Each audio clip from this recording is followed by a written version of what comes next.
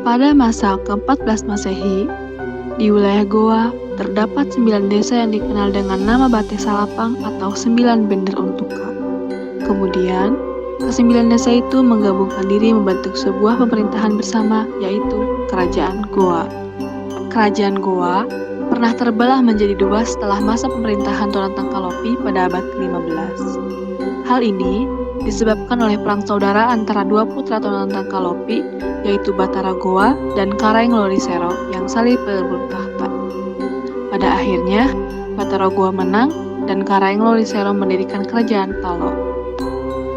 Selama bertahun-tahun, dua kerajaan bersaudara ini tidak pernah akur, hingga pada akhirnya, pada abad ke-15, Raja Deng Mantare Karaeng Tumamparisi Kalona dari Goa membuat perjanjian dengan Talo dengan nama Dua Raja Tetapi Satu Rakyat. Selama ini kerajaan kita tidak pernah akur meskipun kita bersaudara. Apakah kau tidak mau berdamai saja, wahai Raja Karaeng? Kau benar, saudaraku. Selama bertahun-tahun kita tidak pernah berdamai karena pertengkaran di masa lalu. Aku mau saja berdamai dengan kerajaanmu, wahai saudaraku. Baiklah, dengan begitu kita akan membuat perjanjian. Perjanjian itu aku namai Dua Raja Tetapi Satu Rakyat.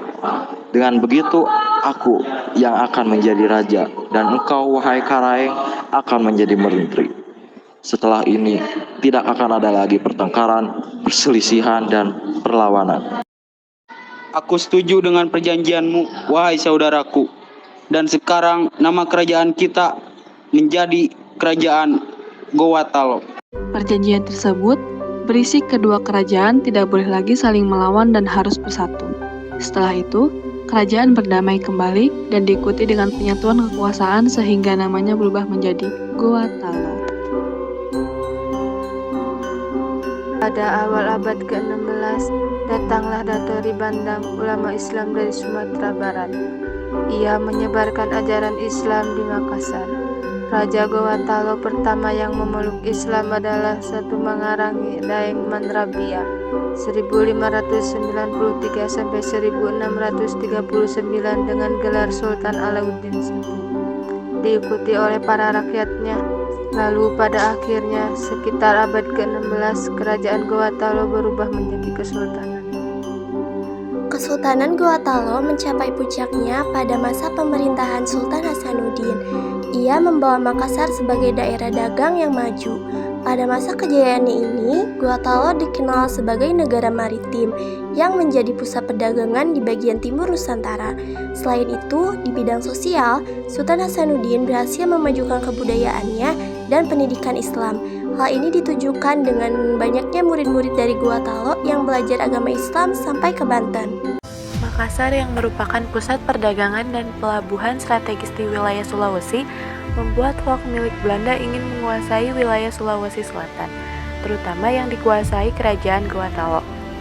Beberapa kali, Volk datang ke kerajaan Goa Talo untuk berunding dan meminta diberikan hak monopoli. Namun, sejak era pemerintahan Sultan Hasanuddin, Volk tidak pernah diizinkan melakukan aktivitas dagang di wilayah Makassar. Volk pun memutuskan untuk menaklukkan kerajaan Goa Talo dan merebut Makassar. Pada 24 Oktober 1666, Angkatan Laut Volk berangkat ke Makassar di bawah pimpinan Laksamana Cornelis Spelman. Volk tiba di depan benteng Sombaopu pada 15 Desember 1666 dengan kekuatan 21 kapal perang serta 600 pasukan.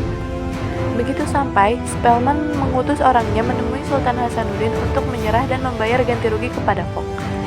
Wahai Hasanuddin, menyerahlah dan ganti rugi atas kerugian VOC karena kau tidak memberikan hak monopoli kepada kami, atau aku akan menyerang kerajaanmu dengan pasukanku.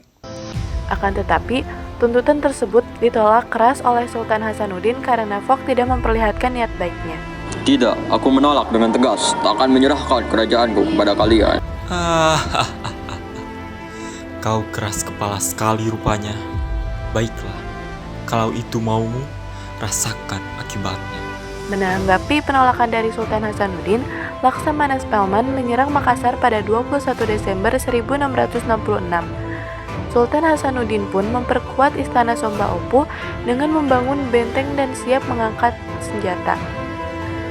Serangan Fok tersebut segera dibalas oleh pejuang Goa dengan gagah berani. Perjuangan melawan penjajah di daerah Makassar dipimpin oleh Sultan Hasanuddin. Menyadari kedudukannya semakin terdesak, Belanda berupaya mengakhiri peperangan dengan melakukan politik adu domba antara Makassar dengan Kerajaan Bone. Adu domba yang dijalankan Belanda terbukti ampuh, sebab Raja Bone yaitu Arung Palaka akhirnya mau bersekutu dengan VOC untuk menghancurkan Makassar pada 9 Juli 1667.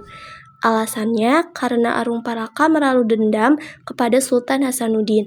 Pasalnya, Sultan Hasanuddin mengerahkan orang Bugis Bone untuk menggali parit di sepanjang pelabuhan Makassar. Hal itulah yang menggugah Arung Palaka untuk membebaskan rakyatnya yang dipekerjakan secara paksa. Ia pun terpaksa melarikan diri bersama pengikutnya hingga ke Batavia dan disambut baik oleh VOC.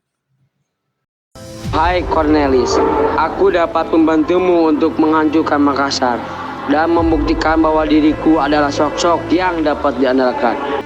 Baiklah, tolong bantu kami untuk menghancurkan Makassar dan menaklukkan berbagai wilayah di Nusantara. Pada tahun 1666, Arung Palaka bersama 1.000 pasukan yang terdiri dari orang Bugis dan tentara VOC berlayar menuju Goa. Namun, serangan tersebut berhasil dipatahkan oleh pasukan dari kerajaan Goa Talo hingga memaksa VOC dan aliansinya mundur. Pada 22 Oktober 1667, VOC dan aliansinya menyerang lagi setelah mendapat bantuan pasukan dari Batavia. Lalu, berakhir pada 18 November 1667 melalui Perjanjian Bongaya. Isi dari Perjanjian Bongaya sebagai berikut. Yang pertama, VOC diperbolehkan memonopoli perdagangan di kawasan Indonesia Timur. Yang kedua, semua orang asing diusir dari Goa Talo kecuali VOC. Yang ketiga, Goa Talo mengganti kerugian perang. Sultan Hasanuddin pun terpaksa menandatangani Perjanjian Bongaya dengan VOC Belanda. Namun, lantaran merasa dirugikan dengan isi Perjanjian Bongaya, Sultan Hasanuddin kembali memimpin pasukannya untuk menyerang Belanda pada 12 April 1668. Perjanjian ini hanya akan merugikan pihak kita. Mereka sengaja melakukannya agar kita semua runtuh. Segera siapkan pasukan untuk melemahkan mereka. Namun, pasukan Belanda terlalu kuat, sehingga akhirnya benteng Sumbapu Opu yang merupakan pertahanan terakhir kerajaan Goa berhasil diduduki. Kendati semakin terdesak, Sultan Hasanuddin tetap tidak mau tunduk pada Belanda dan terus melakukan perlawanan. Aku tidak sudi tunduk kepada pengkhianat itu. Kita tidak bisa menyerah begitu saja. Teruslah berjuang demi kerajaan ini. Hal itu kembali menyebabkan perang antara pasukan Sultan Hasanuddin melawan aliansi Fok pimpinan Arung Palaka. Arung Palaka menyerang benteng Sumba Opu pada 1669 dan berhasil merebutnya dari pasukan Sultan Hasanuddin. Akibatnya, Sultan Hasanuddin bersama pasukannya terpaksa melarikan diri hingga meninggal pada tahun 1670.